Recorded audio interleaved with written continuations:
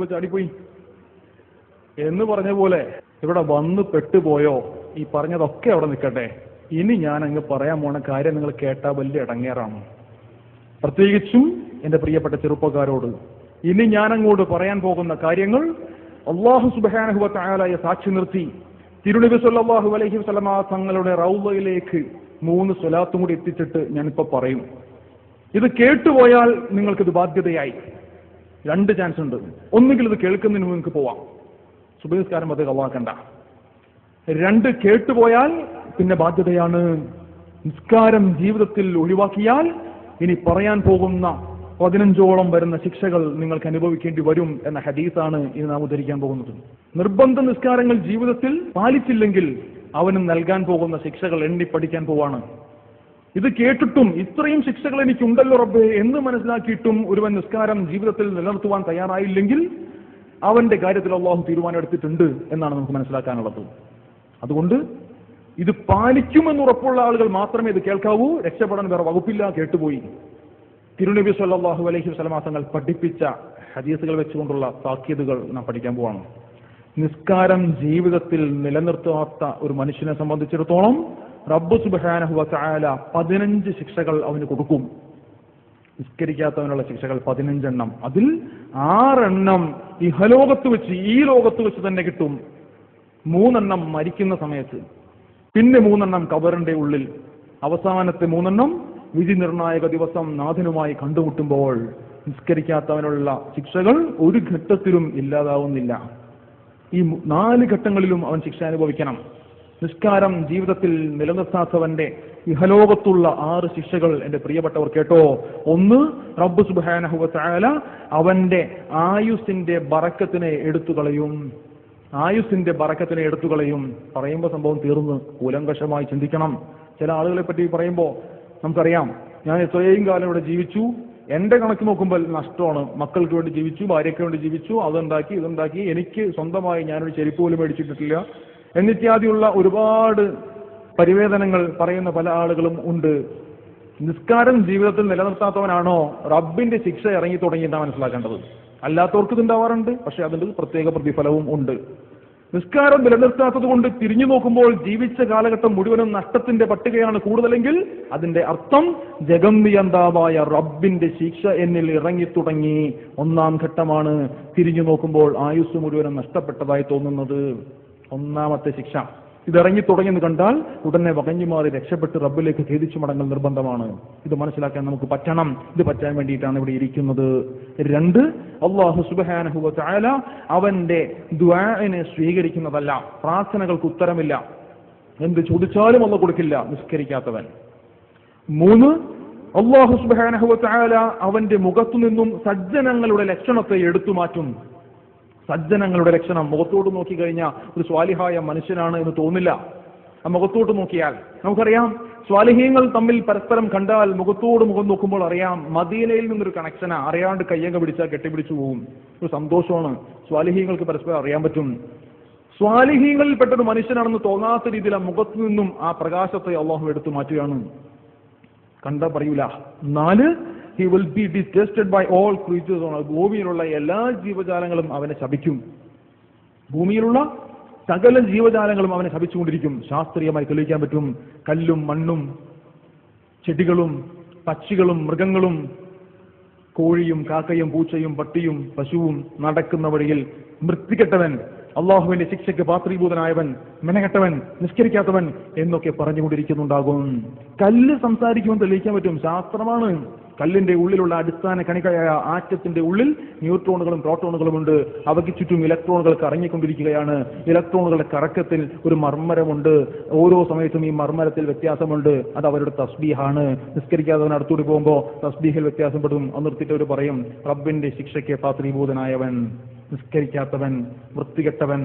ആ വൈബ്രേഷനിൽ വ്യത്യാസമുണ്ട്. ശാസ്ത്രം തെളിയിക്കുന്നു. ചെടികൾ സംസാരിക്കുന്നു. ജർമ്മനിയിൽ കണ്ടുപിടുത്തം നടന്നിട്ടുണ്ട്. നിങ്ങൾ ഇന്റർനെറ്റിൽ സെർച്ച് ചെയ്യുക, എല്ലാ അതിലുണ്ട്, ഇന്റർനെറ്റിലുണ്ട്. ചെടികൾ സംസാരിക്കുന്നു. ക്യാബേജ് തോട്ടത്തിലേക്ക് ചെടിയെ അരിയാൻ വേണ്ടി ഒരു മനുഷ്യൻ എത്തിയപ്പോൾ ആ ചെടി തൊട്ടടുത്തുള്ള ചെടികളിലേക്ക് മെസ്സേജ് പാസ് ചെയ്ത സംഭവത്തെ പറ്റി വിശദമായി പഠിപ്പിക്കുന്ന ഒരു ഗ്യാസ് പ്രൊഡക്ഷനിലൂടെയാണ് മെസ്സേജ് കൈമാറിയത്. ആ ഗ്യാസിനെ കളക്ട് ചെയ്തിട്ട് കമ്പ്യൂട്ടറിൽ കയറ്റി ഡീകോഡ് ചെയ്തെടുത്ത് ശബ്ദമാക്കി പുറത്തു കൊണ്ടുവരാം എന്ന് ശാസ്ത്രകാരന്മാർ പറയുകയാണ്. ചെടികൾ പോലും സംസാരിക്കുന്നു. അള്ളാഹുവിന്റെ റസൂലിന്റെ വിട്ടുപിരിഞ്ഞ ആ ഈത്തപ്പനത്തടി കരഞ്ഞ സംഭവം ഓർക്കുമ്പോൾ അതിനും ശാസ്ത്രമുണ്ട് എന്ന് നമുക്ക് മനസ്സിലാക്കാൻ സാധിക്കും. അങ്ങനെ ലോകത്തുള്ള സകല ജീവജാലങ്ങളും ഇവനെ കാണുന്ന മാത്രയിൽ ശപിച്ചുകൊണ്ടിരിക്കുകയാണ്. അഞ്ചാമത്തെ ശിക്ഷ എന്താ? അവന്റെ നല്ല പ്രവർത്തനങ്ങൾക്ക് ഒരു സവാബും കൊടുക്കുന്നതല്ല. അവൻ എന്തൊക്കെ നന്മ ചെയ്താലും നിസ്കരിക്കാത്തവനാണോ അവൻ ഒരു തരത്തിലുള്ള പ്രതിഫലവും ഇല്ല. യത്തീം മക്കളെ കെട്ടിക്കാൻ വേണ്ടിയിട്ട് കാശ് കൊടുത്തിട്ടുണ്ടാവും, പള്ളി പണിയാൻ കാശ് കൊടുത്തിട്ടുണ്ടാവും, പാവങ്ങളെ സഹായിച്ചിട്ടുണ്ടാവും, സ്വതക്ക കൊടുത്തിട്ടുണ്ടാവും. എന്തൊക്കെ ചെയ്താലും നന്മയില്ല, ഗുണമില്ല. കാരണം എന്താ?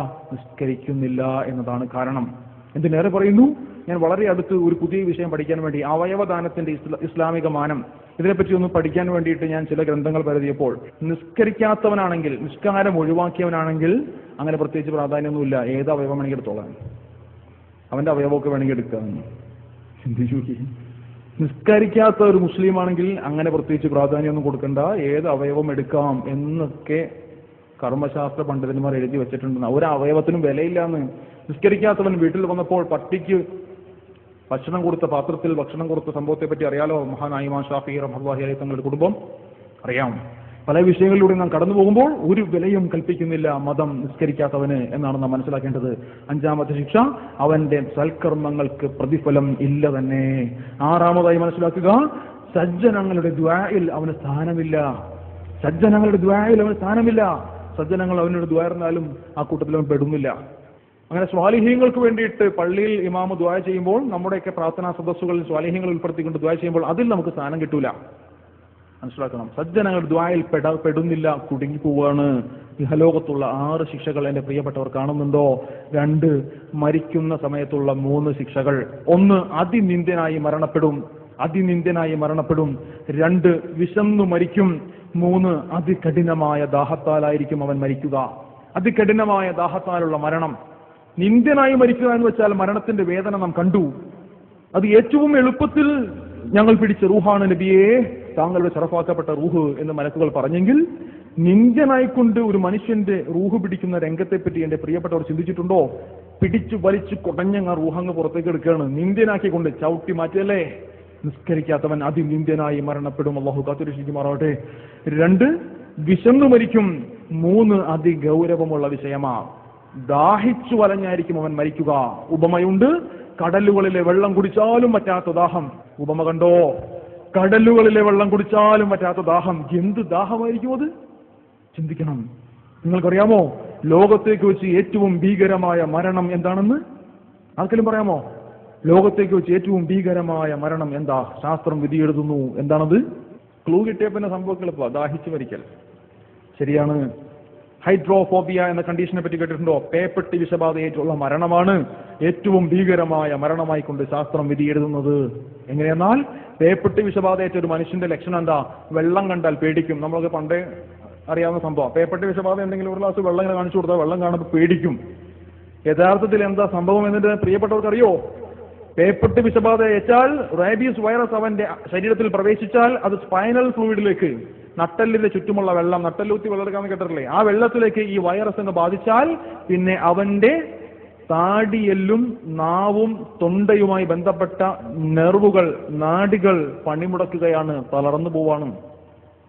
താടിയെല്ലും നാവും തൊണ്ടയുമായി ബന്ധപ്പെട്ട നെർവ്സ്, നാഡികൾ പണിമുടക്കുന്നു, തളർന്നു പോകുന്നു. പിന്നെ ആ മനുഷ്യന് വാ തുറക്കാൻ പറ്റില്ല, നാവനങ്ങില്ല, തൊണ്ട അനങ്ങില്ല, ഉമിനീര് പോലും ഇറക്കാൻ പറ്റില്ല. തൊണ്ട അനക്കാതെ ഉമിനീര് ഇറക്കാൻ പറ്റുന്ന ഒരു മനുഷ്യൻ ഈ കൂട്ടത്തിലുണ്ടോ? തൊണ്ട അനക്കാതെ ഉമിനീര് ഇറക്കാൻ പറ്റുമോ? ഉമിനീര് പോലും ഇറക്കാൻ പറ്റാതെ വിഷമിക്കുന്ന സാഹചര്യം. കാരണം എത്ര ദിവസം പറ്റും? കഠിനമായ ദാഹം തുടങ്ങും, വല്ലാത്ത ദാഹം തുടങ്ങും. ദാഹിച്ചു വലഞ്ഞിരിക്കുന്ന ആ മനുഷ്യന്റെ മുന്നിലേക്ക് നിങ്ങളൊരു പാത്രത്തിൽ കുറച്ച് വെള്ളം കൊണ്ടുവന്ന് കൊടുത്തോ, ആ വെള്ളം ഉടനെ പിടിച്ച് മുഴുവനും ഒറ്റയടിക്ക് കുടിക്കാൻ വേണ്ടി അവൻ വെപ്രാളം കാണിക്കും, വല്ലാത്ത അഭിനിവേശം കാണിക്കും. ഇത് കണ്ടാൽ വെള്ളം കണ്ടുള്ള പേടിയാണെന്ന് തോന്നിപ്പോകും. ആ തോന്നലിന് ശാസ്ത്രം കൊടുത്ത പേരാണ് ഹൈഡ്രോഫോബിയ. എന്ത് സാധനത്തിനും കൂട്ടത്തിൽ ഫോബിയ ഉണ്ടെങ്കിൽ അതിനോടുള്ള പേടി. ഇസ്ലാമോഫോബിയയുടെ കാലഘട്ടമാണല്ലോ. ഹൈഡ്രോഫോബിയ, വെള്ളത്തോടുള്ള പേടി.